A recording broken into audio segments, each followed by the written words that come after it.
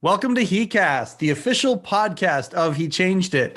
My name is Mike Chisholm. I am happy to be the host for this podcast. I don't even know if I'm opening these things right. A lot of these podcasts just start into the conversation on things. I'm always so damn formal with it. But you know what? My name is Mike Chisholm, damn it. And I'm excited to be here, damn it. I'm so excited to be here. And I love what is going on in the world of HeChangedIt. There's all sorts of cool things happening. If you have not downloaded the HeChangedIt app yet, what are you waiting for? Go in to either the Google Store or to the Apple Store and grab it, download it.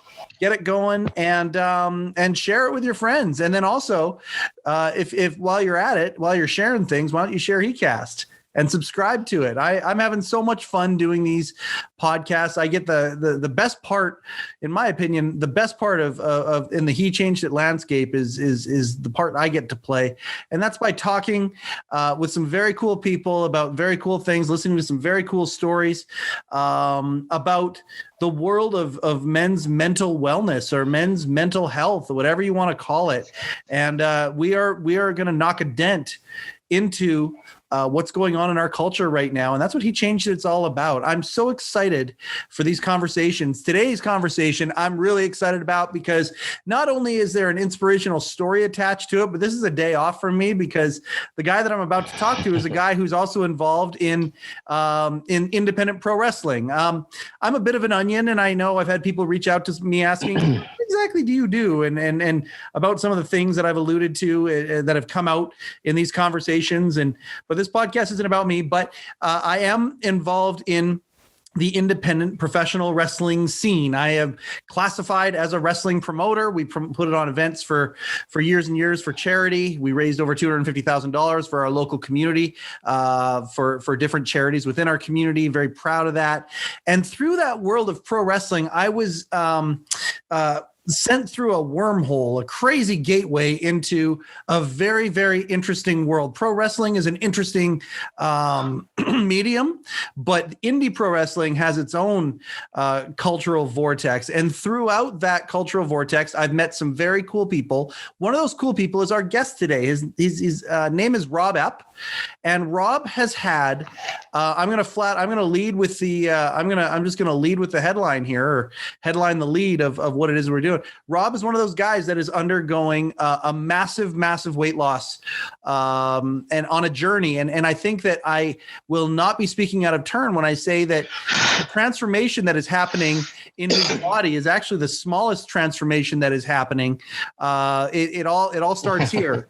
And the battle of up here that Rob is conquering so he can change literally his entire life has been astounding. Rob Epp, thank you very, very much. I've been doing this podcast for a year now, and as we were prepping for it, you were one of the first people I reached out to say, hey, I would love to help record your journey. And I remember you saying, not yet, brother, not yet, not yet. Yeah. And here we are a year later, and you have finally agreed to sit down and have a conversation with me on camera about things. Thank you very much, Rob. How you doing, man? I'm doing pretty damn good, man. How about yourself? I'm doing great, man. I'm doing great. That's good. Hey, let's before we get into your journey, let's talk a little bit about the pro wrestling thing, because I think there's still that mystique. Some people have, like, again, I get asked all the time. People are really, really interested in the behind the scenes of pro wrestling. Have you been a wrestling fan your whole life? And when did you? How old are you now? And when did you get into the business on the independent level? Well, I'm 38 now. Okay. I'll be 39 in August. I started literally watching. I don't remember, but I've heard stories, many of them. When I was a baby, like my grandpa used to like hold me and we'd watch wrestling all day, like legit since birth. Yeah, man. My grandfather. I spoke at my grandfather's funeral, and at his funeral, I spoke about how my grandfather was the one that got me into pro wrestling when I was, I would sit on his knee as well watching. Yeah, man. So yeah, like it all started with like me and my brother just pissing around in the basement, wrestling each other. I'm Hulk Hogan, I'm Ultimate Warrior, I'm Bret Hart, I'm Bulldog, and all this kind of stuff, right? Just back and forth. And we would, and then I met some really freaking awesome people that are still my best friends to this day. When I was about 15 years old. Okay. And we started, or well, they had already been doing it, but they were backyard wrestling. Okay, so backyard wrestling is let's explain what backyard wrestling is real quick. Something you shouldn't do. No, it's just stuff that you see on TV and you go and emulate it in your backyard, or as we did it in a public park, right on solid grass and dirt, and taking bumps and doing all that kind of stuff with no formal training. And it was fun, but sure. Anyway, that's that's pretty much what it was. And then years later,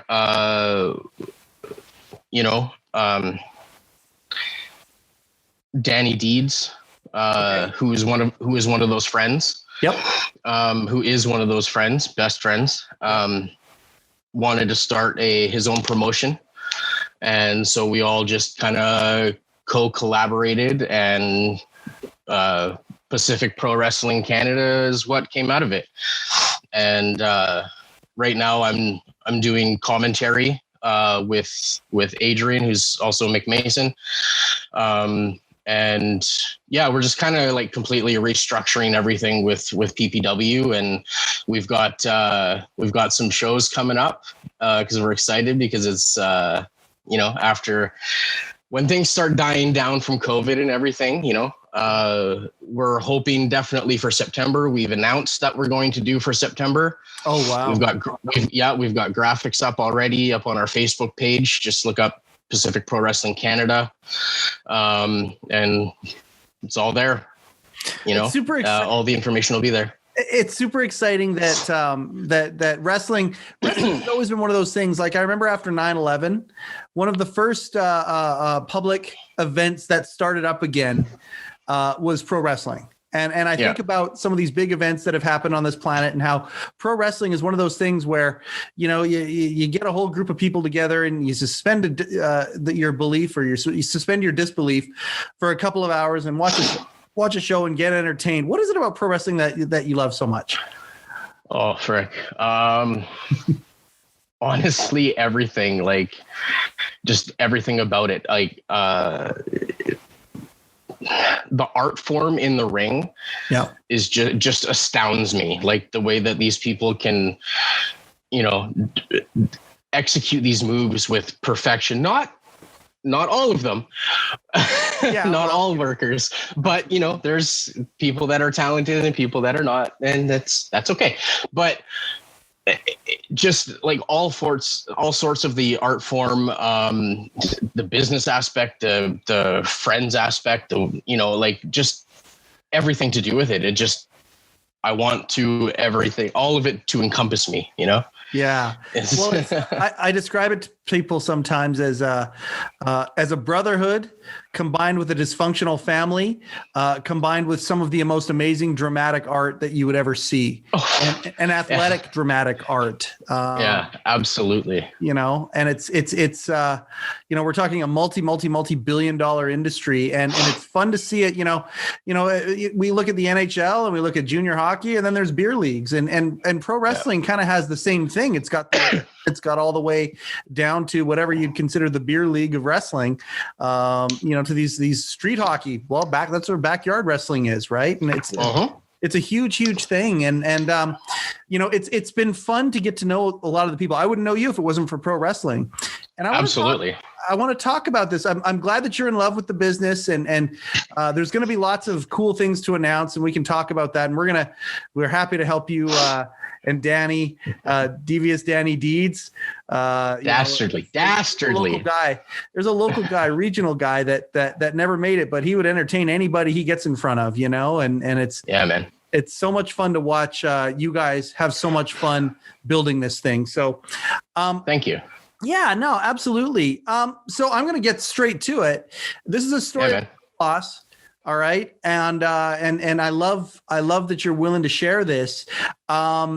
this is one of those stories where we got a really big guy who's made some really big changes. Let me ask you this question before we get into the really big guy stuff. Was this something that was always there for you when you were 15 and hanging out with some of these guys? Were you a really big guy at that point? Yeah. Not like I was fat. I wasn't morbidly obese. Okay.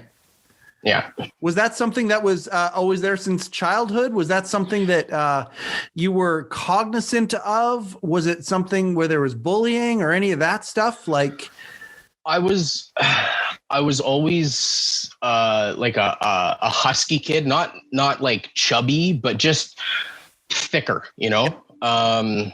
and I didn't see it. I didn't think about it. I was just a kid. I didn't care. And I didn't really like notice any like fat joke bullying until I remember the very, very first time that I ever that I remember being bullied. Yep. And it stuck with me. That I was in grade 5 and I was coming out of gym class and one of the grade 7 kids was coming into gym class. Yep. And I was wearing a San Jose Sharks t-shirt and it was a little snug, but whatever. It was a San Jose Sharks shirt. Right. And back in the day, they were awesome. Yep. Oh yeah.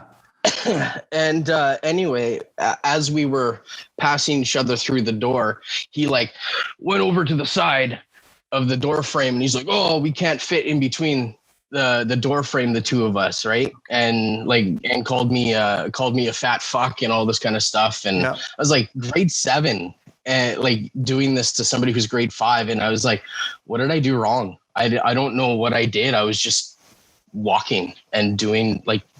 I was in school being part, Yep. And this guy just comes out of nowhere and makes fun of me, and it stuck with me, Yeah. That's what childhood trauma does. And yeah, it's funny. I was just talking to somebody, another podcast that we were doing, and childhood, he personally, had some really not nice stuff happen to him when he was a kid. He had some sexual abuse and It's funny. We talked about the idea that, childhood trauma is childhood trauma, whether it's something extreme or heinous like that, or it's something that, you're in grade 5 and somebody says something to you the wrong way. Yeah. Childhood trauma is childhood trauma, and that shit sticks with you. Oh, absolutely. At that point, was that kind of stuff few and far between for you, or did it become something that was a part of your everyday existence? I noticed it more. Okay. I noticed the looks. I noticed the stares, the points, the giggles,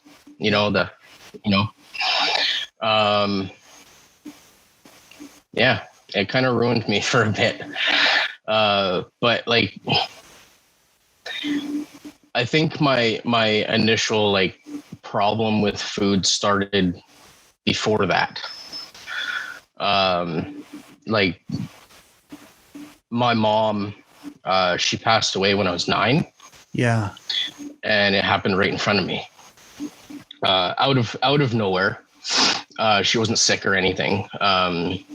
She had high blood pressure and something happened with her heart and it suddenly stopped. And it was me and my brother, who was 12 at the time. I was 9 and we were watching it. But from what I've learned now, looking back, that's where my emotional eating started. So safe to say you had or have an unhealthy relationship with food. Yeah. Since I was at least since I was 9. Yeah. That's when I started coping with food. I gotcha. Yeah. Whenever I got upset or angry or like my dad yelled at me, or hit me or anything like that, I would sneak food from the kitchen or, go to my grandparents and they didn't know, and give me cookies and cake and all that kind of stuff. Grandparent stuff. Oh, 100%. I am one. I do it all the time. Yeah. Yep. Yeah. But she deserves it. She's a cutie. She's adorable. she's unbelievable. And the way she is. Grandparents, just as an aside here, as far as I'm concerned, my job is to never tell that little girl no. Absolutely. Parents can deal with all the aftermath. My job is to not say no. There you go. So, okay.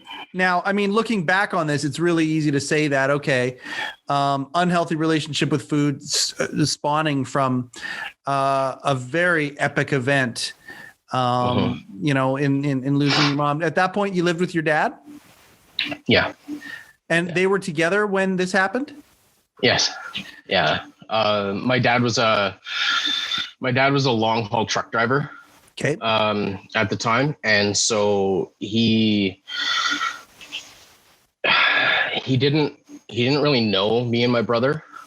Cause he wasn't there all the time. He would go for a couple weeks here, a month there, blah, blah, blah, all that kind of stuff. Yeah. And when he got home, it would be rough because he was a very angry dude. Yeah. And I didn't feel like I had support. Now, granted, I don't want to down talk my dad because me and him have a really good relationship now. Yeah. All that stuff is in the past. We may be two completely different people with completely different thought patterns. Yeah. And different views on life. Yeah. But he's my dad and I love him, and he's legit the only family member, like immediate family member that I have left. Yes. And you don't want to be disrespectful. You don't want to be disrespectful to him. Yeah. I hear you. And I love him, he tried. Yeah. It didn't always work, but I was a dickhead too. I was a little bit of a jerk kid, but I had also lost my mom, and there was, that rebellious aspect of the teenager or preteen to teenager, and then the dad who doesn't know and has anger issues, which I got from my dad when I was a kid. So I used to fight a lot and, all that kind of stuff. Absolutely. And it's good to be able to explore these things and recognize these things now, because when we do recognize them, we can interrupt those pathways that have been created, and we can create new pathways, which I think absolutely. If you were to sum up your last few years, I mean, that's your entire life is recreating new pathways for yourself. Oh, for sure. So, but we don't know where we are until we look back from where we've come upon. I appreciate the fact that you want to be as respectful to your dad as possible. We don't, I mean, God. Okay. So you had an unhealthy relationship with food, potentially as a result. I mean, if you lose your wife midstream, you got a couple boys. I mean, are you kidding me? You're not going to handle that perfectly? Duh. Who would handle that? Exactly. Perfectly, Exactly. And that's what I learned when I grew older too. Right. Like, yeah. He didn't have it all there because he didn't know. Yeah. He had to grow with us because he didn't know us. So just like we had to grow with him, he may have been our dad, but he wasn't our dad. Yeah. Yeah. No, I feel you. Yeah. So you get to high school.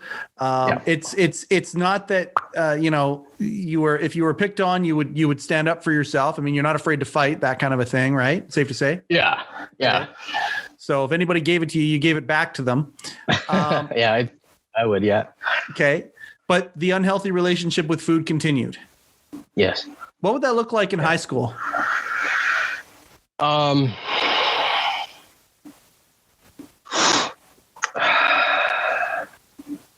lot of stress. Yeah. So were you aware that you had an unhealthy relationship with food at that point? I didn't care. I didn't know, and I didn't care. I was a teenager. I just ate. I was just like, oh, that's good. Yeah. Open it up. Eat, I didn't really think about it. I knew that people thought I was fat. I knew that I probably should have lost some weight. I I knew that I was getting to be unhealthy. Yeah. But I was still backyard wrestling, and and I don't know. I just didn't think about it. Okay. Yeah. So then we get into your 20s.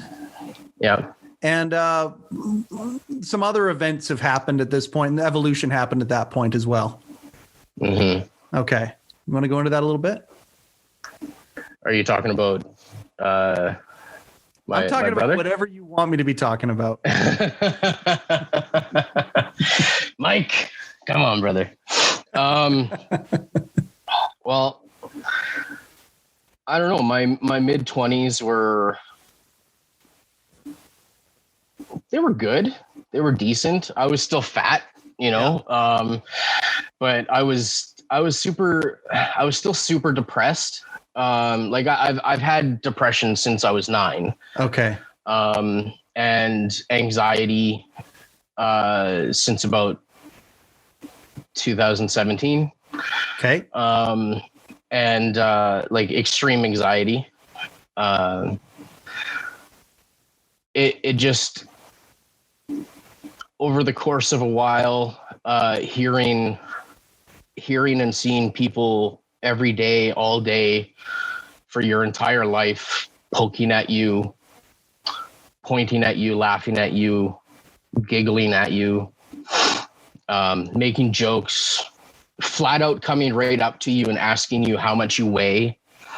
And no disrespect, dude, but I just want to know how much you weigh. That's what people would say to you. Yeah. Yeah.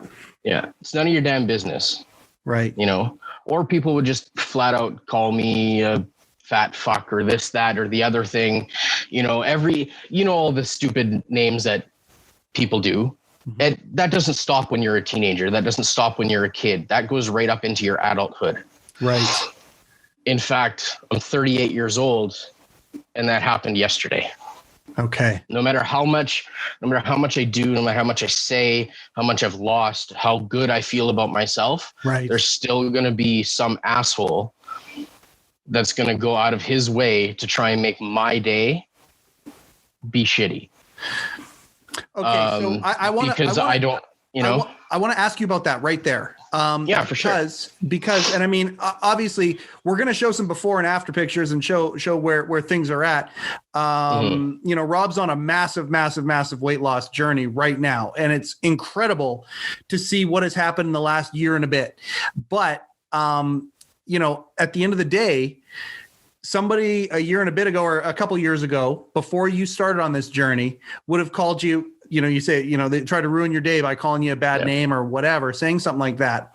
How did you handle that a year and a half ago or 2 years ago, whatever it was, versus how you handled it mentally yesterday when that person did that? Are you in a different place right now where you interpret what they're saying differently? Yeah. Yeah. And can absolutely. you talk about that? Well, when I was a teenager, I would definitely try and fight my way out of the situations and everything like that. But then when your teens go into your 20s and into your mid 20s, like, as I said, it starts to get to you. So your mind just starts to break. Yeah. And every time that it would happen, I would just go home and eat something, or, just not even have the energy to eat something and just sit there and cry for a couple of days, not thinking that I was worthy enough to even have food because somebody thought that I shouldn't, people are mean. People are very, very mean. And that's why I try not to be anymore. Yeah. I was a jerk. I was angry. I took the bullying that happened to me and I bullied people that were weaker than me when I was in high school. Mm-hmm. And it wasn't right. I didn't know how to deal with it. And I mean, but now I do. You hear about that, how the bully is usually the one that is hurting. Interesting that you can identify with that. Yeah. now, I I just, it depends on how it comes to be. Like, I'll call you out if I see that you're being a jerk. Yeah. I'll call you out. If you're asking or if you're staring at me, I'll go up and I'm starting to sign these little pieces of paper, and if somebody stares at me, I just go up and hand them my autograph. And I asked them if they're a fan, and I just hand them my autograph. I've done that a couple of times, and I was like, well, you're staring long enough. I thought you might want one. So I kind of attack it with humor. I try and I love, laughing and being joyful, and as much as I've had depression my entire life and dealt with trying to, just try and deal with life. Yeah. I've always tried to be the funny guy, or try and make people laugh, or even just watch stand-up comedy so that I can laugh and feel better about everything else, and just kind of escape. Yeah. So that was one of the questions that I had in my head.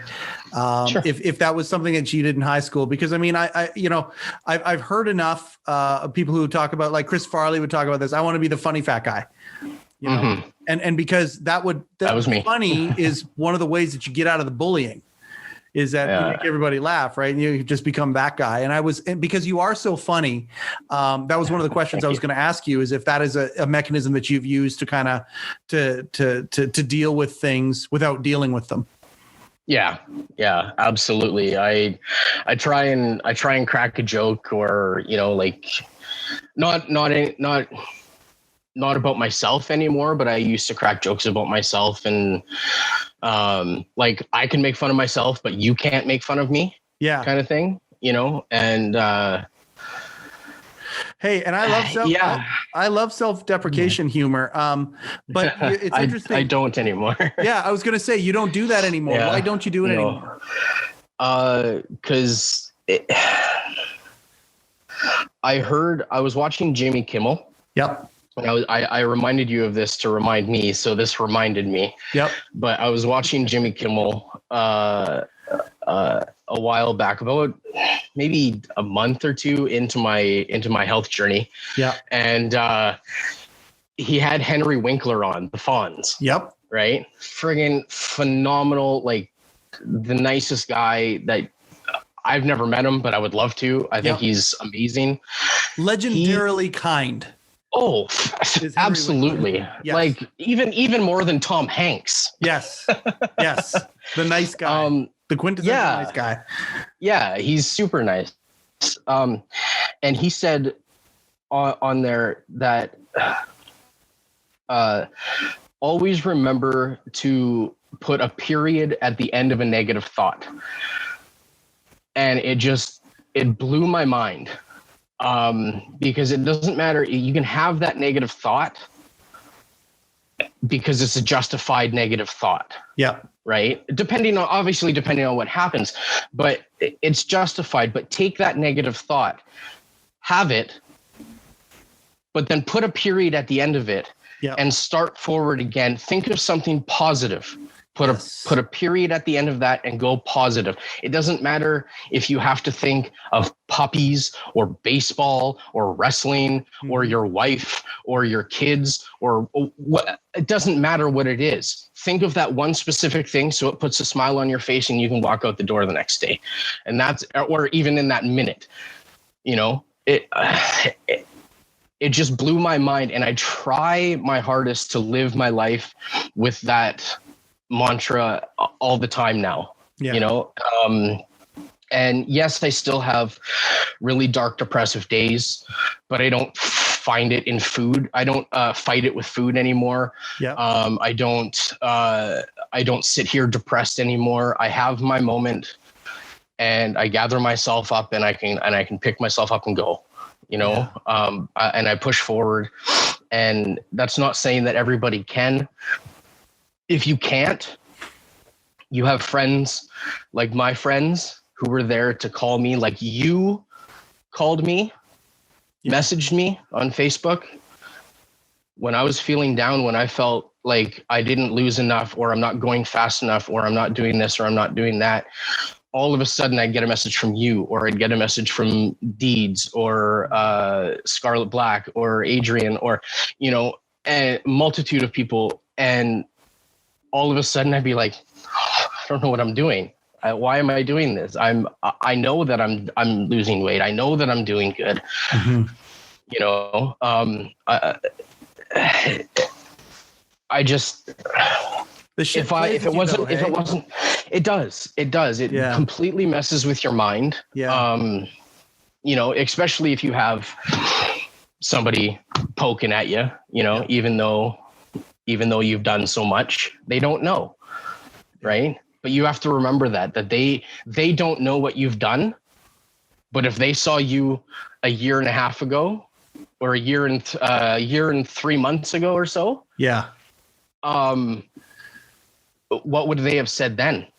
Because I'm literally half the man that I used to be. Well, and I want to get to that right now. Song, I want to get to that. I want to, because I mean, you got to a point where you made a decision, and that's the point where so many men are at that place right now, where they either need to make a decision, or they're just unaware and they're not happy and they're not living their purpose and whatever. And they don't even realize they need to make a decision. And I'm fascinated to know. And then I'm going to get you to show the before shots here after we talk about this part.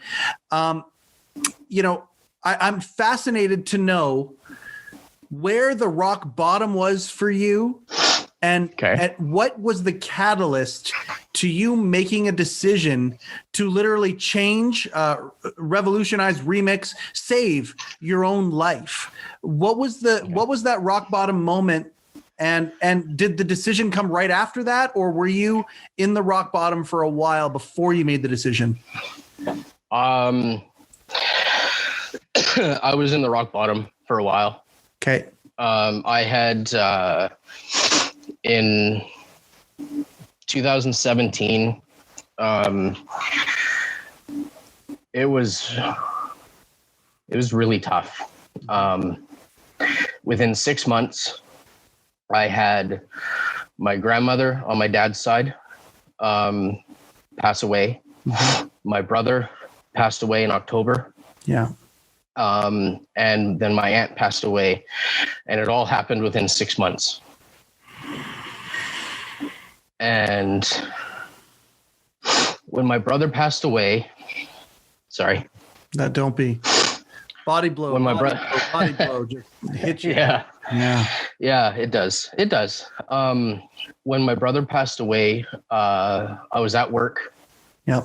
And I got the call from my dad, and saying that he had passed away, and my heart immediately just wasn't there anymore. It didn't sink. It didn't break. It just wasn't there. I didn't have it. You were numb. It was gone. Yeah. It was gone. Yeah. Sometimes it's easier not to feel than to feel. Yeah, it is. And I went through a complete mental breakdown. And because on my dad's side, my brother was the oldest grandkid, and I was the second oldest grandkid. And the only two people, and it sounds so stupid and so selfish, but everything just came rushing in at me at once. Yeah. And the only people that could like carry on our family name is my brother and me, because we're the only one with the last name Epp. Yep. And I'm 38 years old. Mm-hmm. I don't know if I'll ever have a kid. Yeah. I want one. I really do. But I don't know. But that stuck with me. Yeah. And then the pressure of being just the only kid The only kid left. Yeah. Because now it was just me and my dad. And yeah, my dad's remarried for, I don't know, 13 to 15 years. I don't know. Yeah. And they have, and they don't have any kids together, but I have two stepsisters and a step sibling, but I only talk to one stepsister, the other ones I don't really talk to, just in passing. Yeah. Not that, but it was just really, really super hard, because I just felt all this pressure of everything came down to me. I lost my brother. I don't know what to do anymore. Mm-hmm. Yeah, we weren't super close. We fought all the time, but we were brothers. And there's regret that comes in with that too, though, right? Because you're like, yeah, Jesus, I never had a chance to rectify some of the bullshit that was there, and that plays with you there too. Actually, what I love the most about this whole thing is that in August 6th is my birthday. Yeah. In August of that year, he called me on Facebook Messenger. And for the first time in like 6 years or something like that. And he called me and talked to me, and we reconciled everything and told each other that we loved each other and that we forgave each other for everything that happened in the past. Wow. And then October, he died. So if there's anybody listening to this podcast and they got a sibling that there's unresolved issues, your hearty endorsement is to say, hey, yeah, go deal with your shit. Put your ego aside and go and call your siblings, because you don't know. You just don't know. You have no frigging clue what happens. Yeah. Anyway. No. Hey, man, any nuggets that we can get from this, and that's one that is a really powerful one. So you're at a rock bottom place, and at this point, I don't know how you describe yourself size wise, but a big guy. And if you want to show maybe the before picture here to show, gives people some context, or I don't know if you want to, how you want to. Just before that, I went through this mental breakdown, right? And I fully gave up on myself. I just ate and ate and ate, and I didn't care. I knew that I was getting bigger, and I didn't care. Mm-hmm. I knew that I was killing myself slowly, and I didn't care. I knew that one last cheeseburger could be my last one. I really didn't care. Not that I wanted to die. I just didn't care if I did. Right. Because all I had left at that moment was nothing. Yeah. In my head. Yeah. But I had so much more. I did. I had so much more, anyway, I in that time from where I lost my brother to where I actually started my health journey, was about two years. So about two and a half years ish or so. Mm-hmm. So in February 26, 2020, I started. That was my first day. I went to my doctor, mm-hmm. and he sent me to this specialist because I had cellulitis in my leg from a few years before that, and my leg actually, because of it, and not proper care, my leg developed lymphedema and grew to about 122 centimeters around. Like like huge. Wow. Right. Yeah. I didn't have pants that fit properly. I had to wear like stretchy sweatpant pants kind of thing. Yep. So anyway, my doctor sent me to this other doctor because he thought maybe it was like an infectious disease type thing. Yeah. And it wasn't. It was completely the wrong doctor to send me to, but the right doctor to send me to. Yeah, I know. It's funny. Explain. The reason being is, even though he couldn't help me with my issue of my leg, because all I wanted was for somebody to take the bulk of my leg off, because I could barely walk with this thing. Yep. Because it was so huge. And it was just one leg. And it was just one leg. Yep. I'll show you in the picture how big it actually was and how tight it was in my pants. Yeah. Yeah. In the pant leg in my pants, to be more specific. Yep. Anyway, he said that he couldn't help me, but he wanted to recommend me to this bariatric clinic in Richmond.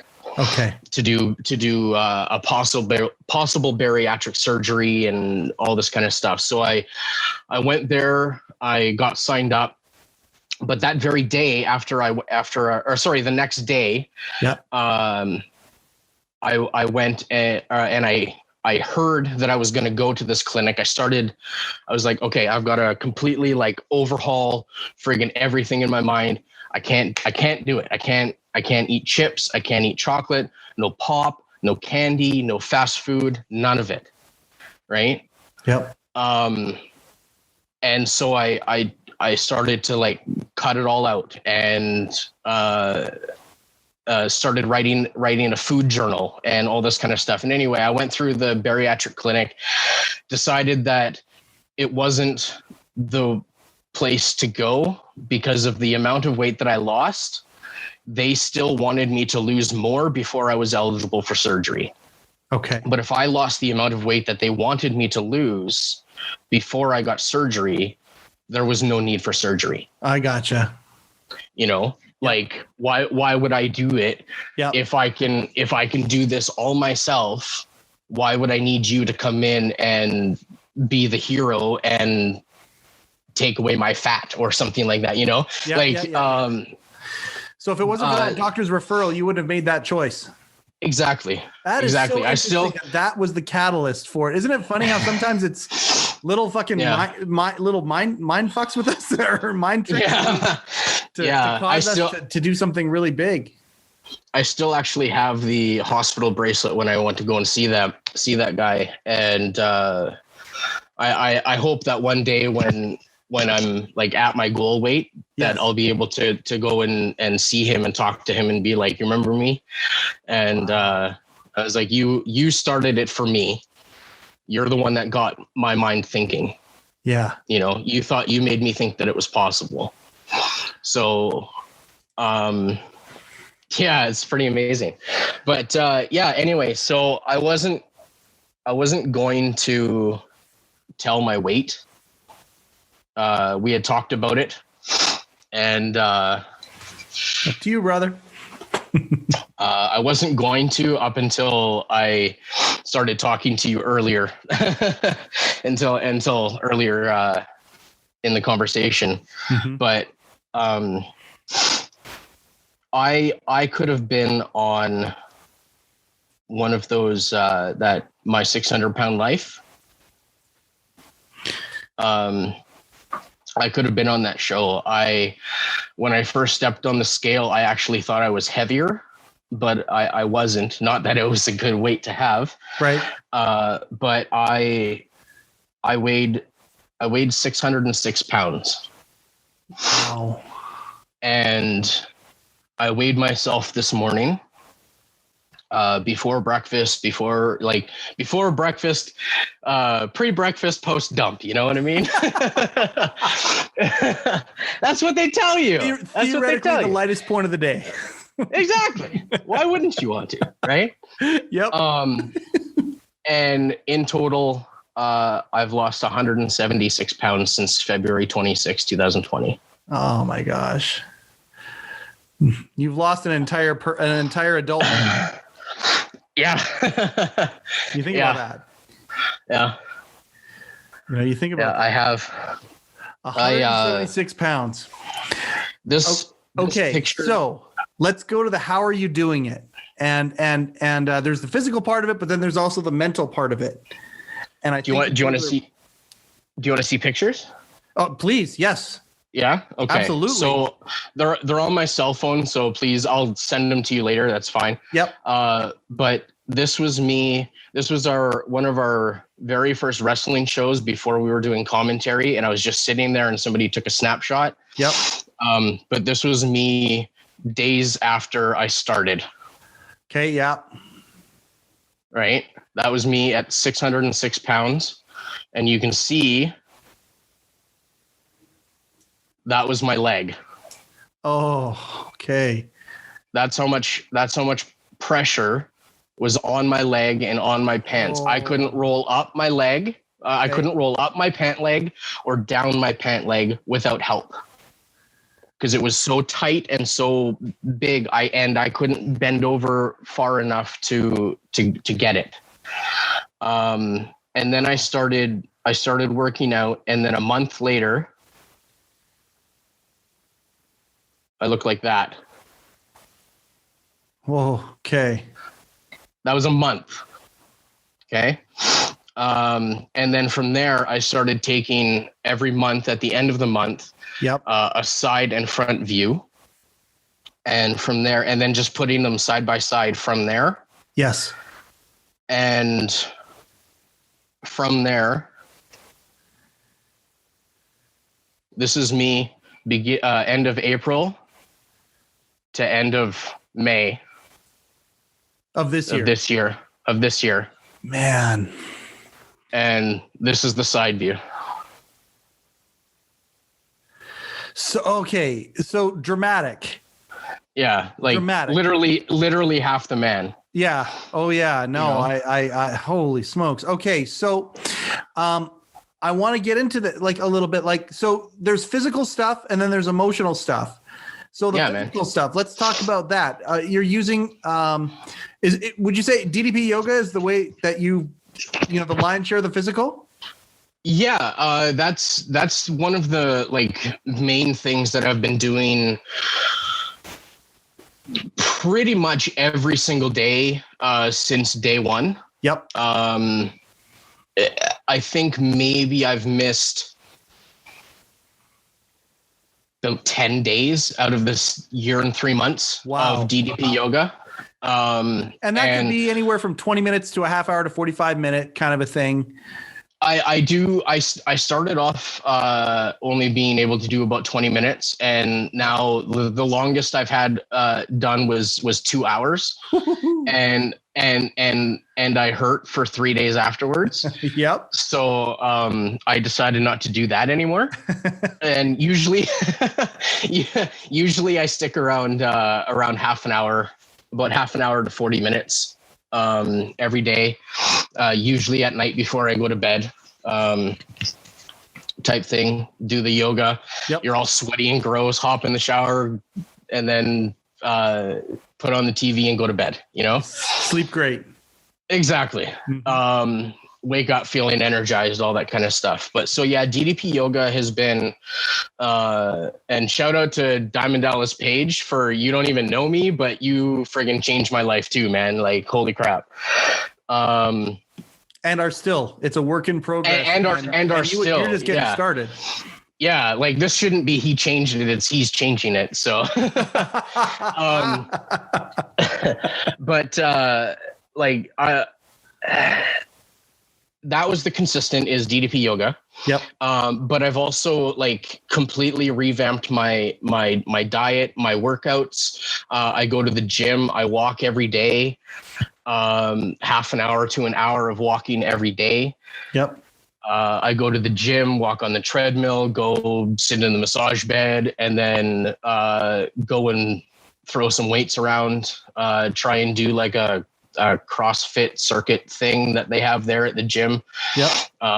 It's pretty good. But the main thing is that if you don't have this right, that's the workouts. Yep. Doesn't matter. It doesn't matter how long or how fast or how hard you work out. Yep. If you don't change your mind to change your eating habits, yep, it's not going to happen. It's just not. So what have you done for that? I had to completely like revamp my thinking and my eating habits. I had to be very, very strict on myself because I knew that if I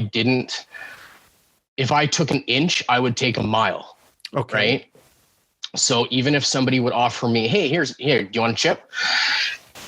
One chip turns into 3, turns into a small bag, turns into a big bag, turns into a lot more than that. Yep. Right. No, thank you. I'm okay. Yeah. You know, making it known, like if you're around people that you're wanting to, that you're going to go for a walk, just yell out like, hey, I'm going for a walk, out the door, see ya. And then, you know, that tricks your mind, you know, into knowing that you're out doing something, that You've committed, you know, to it. Yeah.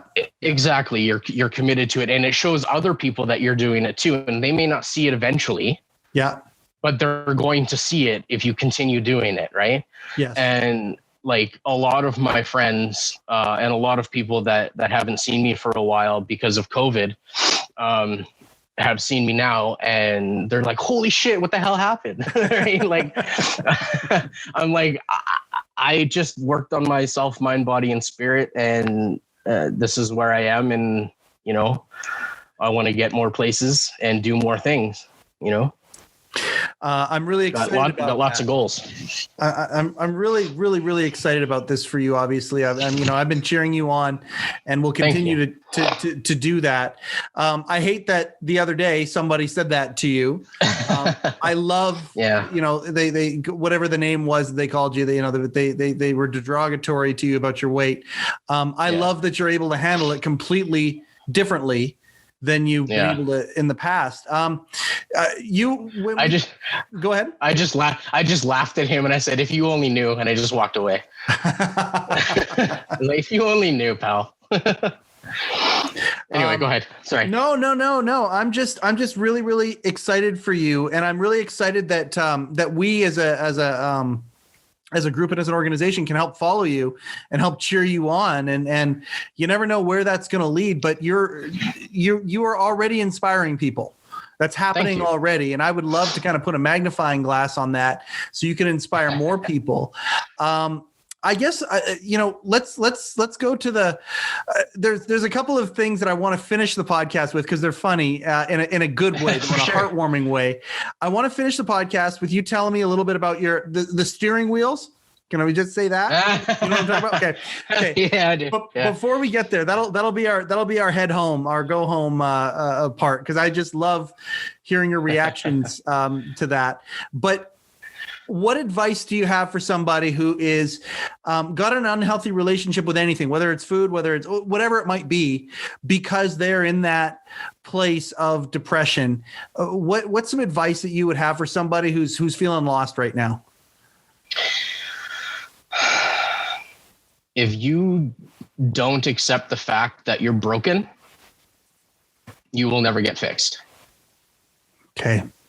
It's plain and simple. You have to realize and know deep in your heart that you need something to change. And if you don't, you are the one that has to take that first step, because nobody else is going to take it for you. Yeah. Right. I, for many years, just wanted it to be quick. That's why I was like, fuck yeah, bariatric surgery. I don't have to do jack, just go in, get the surgery. I'm done. And they're like, oh, well, you have to do this. You have to do this. You have to do this. You have to do this. And I'm like, all right, let's do it.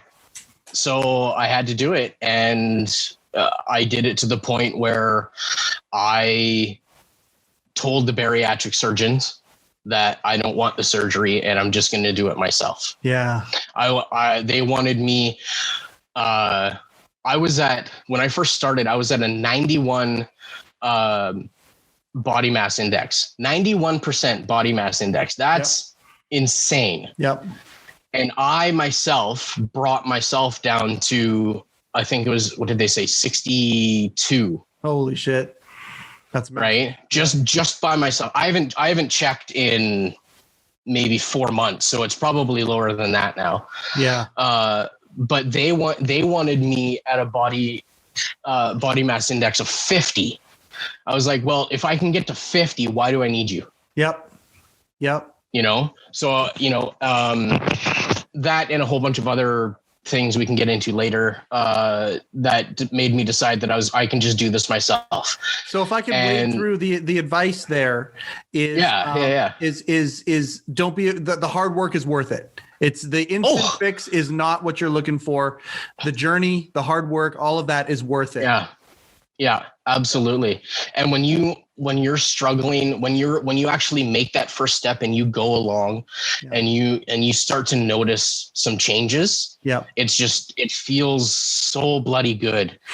Even if you feel down that one day and you're walking in the dollar store, and where I used to get like $45 to $50 worth of junk food that would last me at the dollar store, that would last me maybe 3 days. Wow. Maybe 3 days, going by and being like, well, maybe I could get a chocolate bar.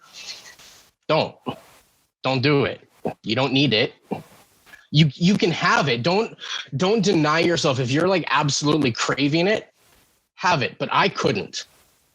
I couldn't, because I said, like, if there was an inch, I'd take a mile. Yeah. And you recognize that about yourself. Exactly. Yeah. Everybody is different. I'm not trying to tell everybody to do the same thing that I did or go as hardcore as I did. I can't because not everybody can. The recognition itself is the advice. Learn to recognize who you are and get to know yourself and become aware of these things. Yeah, absolutely. Absolutely. But when you can start doing that, you notice these different changes in you, and it starts to feel good. Like these changes you were talking about with the steering wheel. Okay. Yeah. I don't know where you want to go, but we can talk about. You've been marking your progress with steering wheels.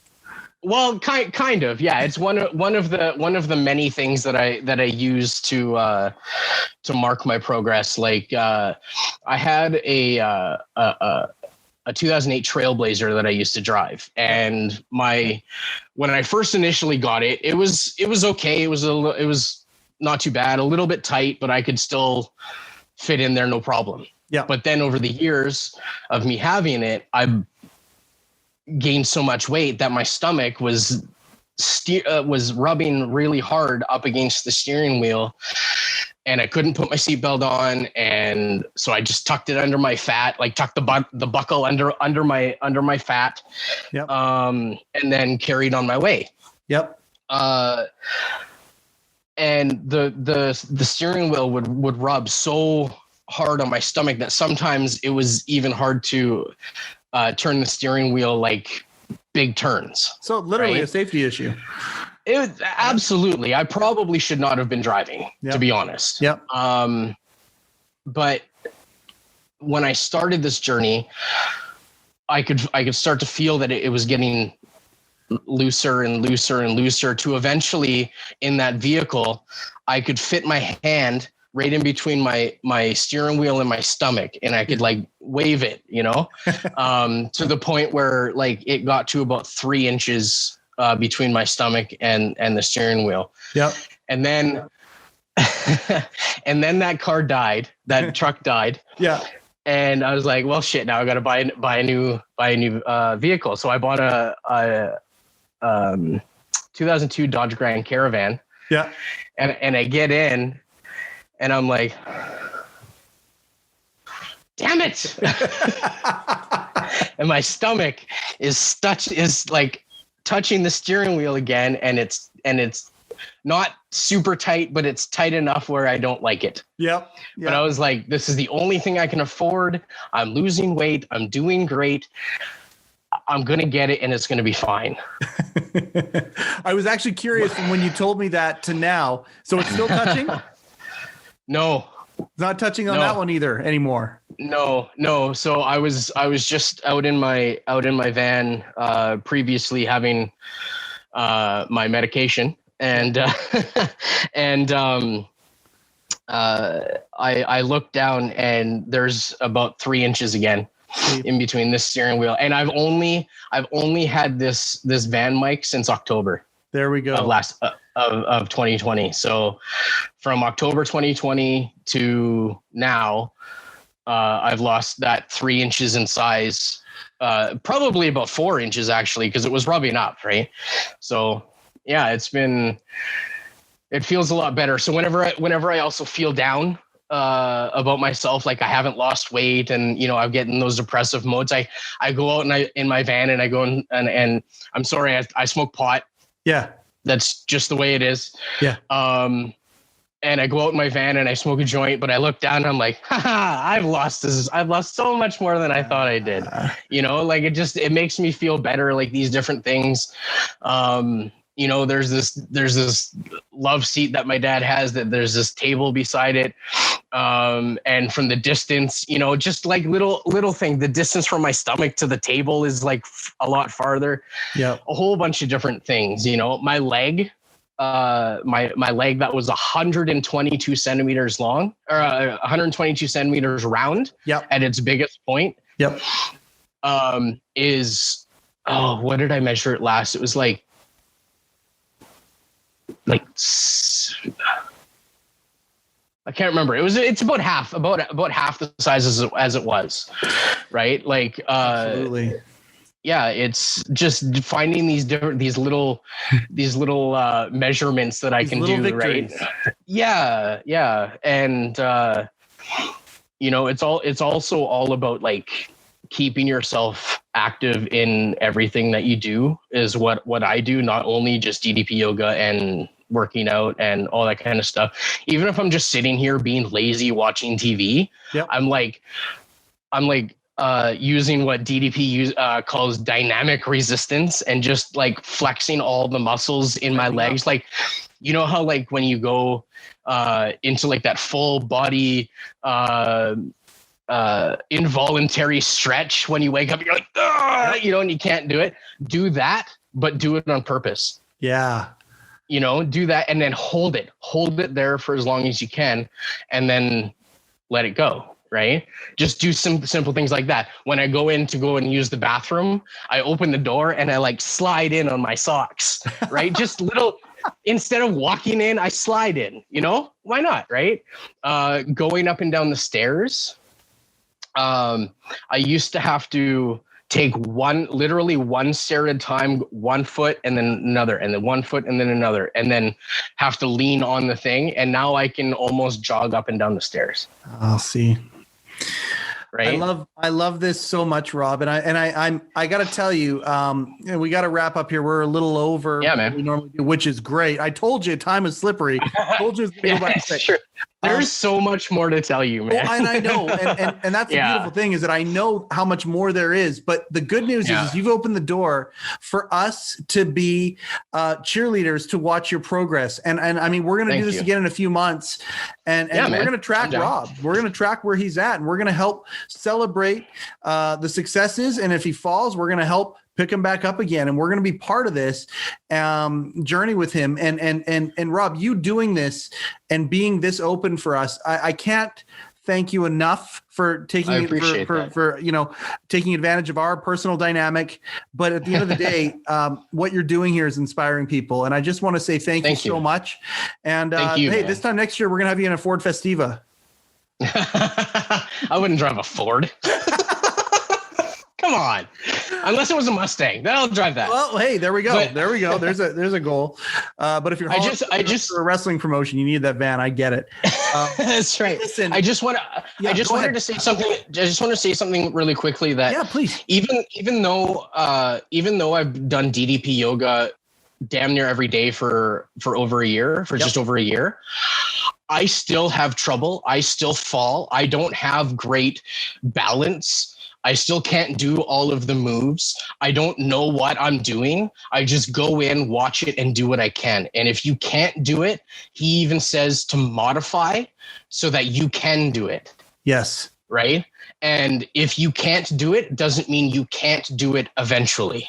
And there's things that I can do now that I wasn't able to do before. One quick thing about that is even like remember we were talking about like touching the floor with our head, like bending at the waist and touching. That was a long time ago. Yep. When I bent over, I could barely touch my knees. Oh wow. Right? Yeah. Do you remember that? Yeah, I do. We were at the wrestling show. That. Mike, the other last week, I bent over and I curled my fingers under my toes. Straight legs, straight back, everything, and it was wonderful. And that had a lot to do with doing squats as well, being able to like go all the way down and all the way up. And I started at like 15 squats, and now I can do like 360. Dude.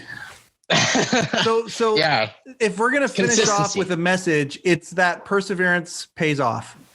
Perseverance pays off, and just go out and do it. Don't sit. Just go out and do it.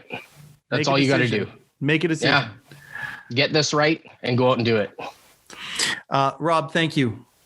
I love you, man. Thank you for being part of this, and thank you for being vulnerable enough to do this and to trust us with your story and where you're at, and let me take advantage of our personal dynamic here for a greater good. Thank you for that. I can't tell you how proud I am of you. I am so proud of you. Everybody in this He Changed It movement that hears this story is going to be proud of you, and they go by so quick. That's it. Another episode has come and gone real quick, and I just thank you very much to Rob Epp. We are so grateful for everything that's happening with He Changed It. That's another episode of heCast, the official podcast of He Changed It. My name is Mike Chisholm. Go change something.